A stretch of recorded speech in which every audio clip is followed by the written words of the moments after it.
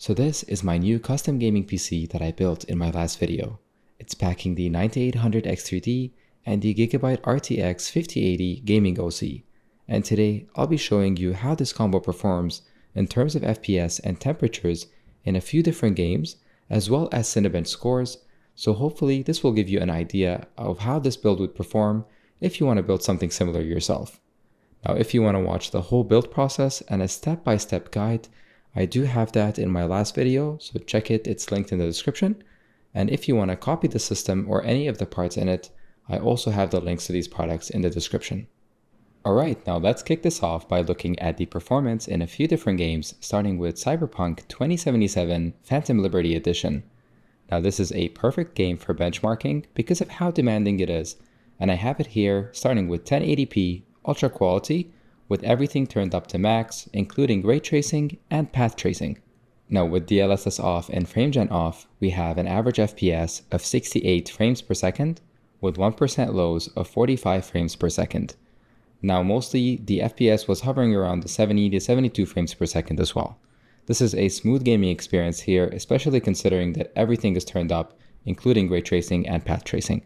Now if you were to turn on DLSS on and FrameGen, we have an average FPS of 322 frames per second and the 1% lows of 292 frames per second.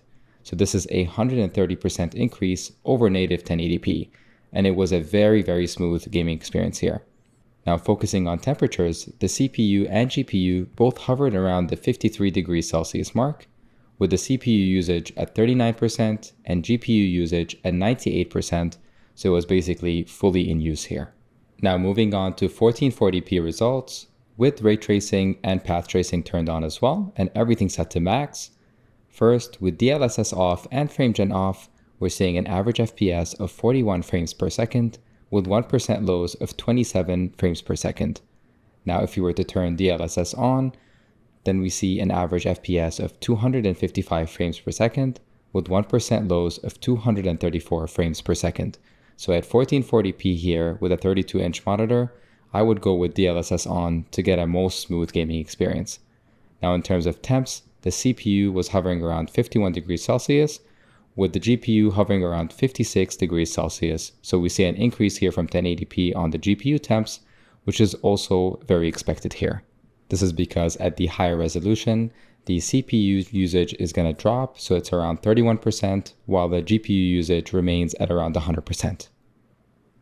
Alright, now let's move on to 4K resolution. So this is where I play at, and I have everything turned up to ultra, including ray tracing and path tracing, because in my opinion, this is the most smooth and best looking experience here in this game.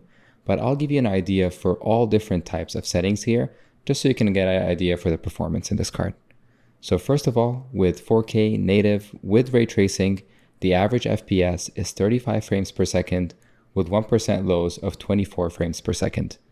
Now if we were to do 4K native with no ray tracing, we see an improvement in average FPS to 52 frames per second with 1% lows of 35 frames per second. Now moving on to 4K with DLSS and FrameGen turned on with ray tracing, we have an average FPS of 221 frames per second with 1% lows of 204 frames per second. So this is a beautiful and smooth experience here at 4K, and it just looks gorgeous. And if we were to do ray tracing and path tracing with DLSS and FrameGen, we see average FPS of 178 frames per second with 1% lows of 162 frames per second. So in this game here, I would turn on path tracing for the best looking experience, even if it means we lose a little bit of FPS here.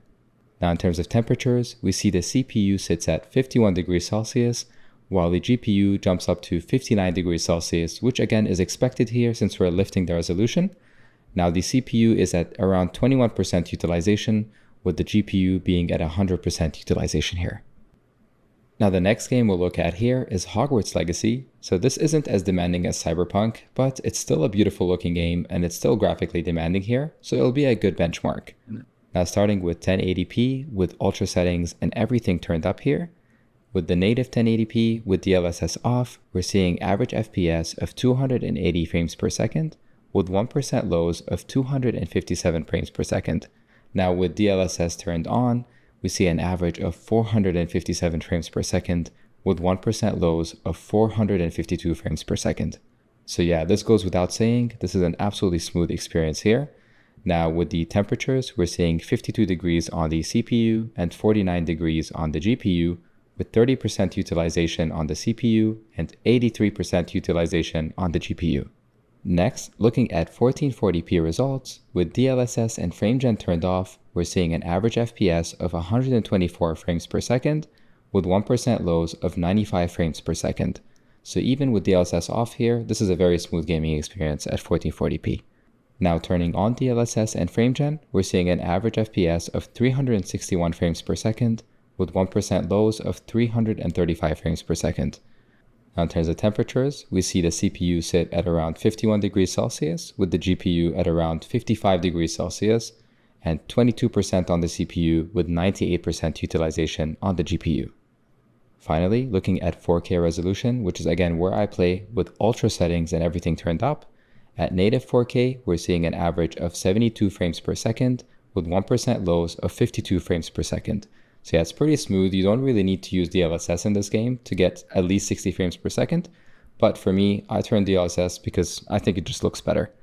Now, with DLSS turned on, we have an average of 282 frames per second with 1% lows of 258 frames per second.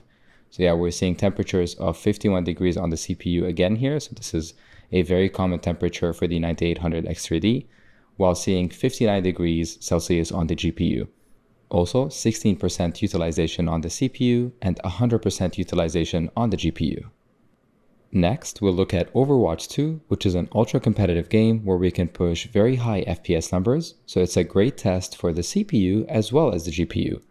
Now starting with 1080p with DLSS turned off because I think this is better for this type of game, and on my system I'm actually getting higher FPS with DLSS off. I'm seeing an average FPS of 600 frames per second with 1% lows of 491 frames per second. So yeah, this is absolutely bonkers here. Now we're seeing temperatures of 55 degrees Celsius on the CPU, that's at 31% utilization, with 54 degrees Celsius on the GPU at 98% utilization. Next, we'll look at 1440p with DLSS turned off again here. The average FPS is 574 frames per second, with 1% lows of 450 frames per second. Now we're seeing temperatures of 55 degrees Celsius on the CPU, with 32% utilization, and 56 degrees Celsius on the GPU at 100% utilization. Next, we'll look at 4K, and this is again where I play at here with DLSS turned off. The average is 430 frames per second, with 1% lows of 235 frames per second. So this is easily maxing out my 4K OLED here, that's capped at 240 Hz. Now the temperatures are 56 degrees Celsius on the CPU at 31% utilization and 59 degrees Celsius on the GPU at 100% utilization. Finally, I ran a Cinebench test for 10 minutes for the multi-core test. Now the reason you want to run this is to test stability of the system. So this will run for 10 minutes at max CPU load, so you can check the temperatures at max CPU load, as well as see if anything crashes in the 10 minutes. Now you can also have hardware info open on the side here, just like I do, to check the clocks on the CPU to see if there's any thermal throttling happen, because you'll see these clocks kind of crash here if the CPU kind of reaches maximum temperature and has to basically protect itself. Now while running this test, I'm happy to confirm that there is no throttling. Everything ran perfectly fine. The max temperature that it reached to at max load is 81 degrees Celsius, which is excellent because I have it basically set to be silent the whole time. So it's very, very quiet while doing this. And the final score for the multi-core test is 22,566 points. So that's about how much you could expect for this CPU. So yeah, based on these results, I can see that whether it's graphically intensive games like Cyberpunk or competitive games or CPU loads, the system does handle it very well, especially at 4K resolutions and full loads. I can see the temperatures stay very cool in gaming. The CPU doesn't really climb above 55 degrees Celsius, with the GPU staying under 60 degrees Celsius. So these are really excellent results here and kind of what I expected building in the North XL, which has excellent airflow, as well as a beefy graphics card like that with a big cooler. And this is kind of what you'll expect if you pick all these parts in this case. So yeah, let me know what you think of these results in the comments and what you think of the build in general. And if you want to see more PC content like this, subscribe to the channel and like the video because that's the best way to support it.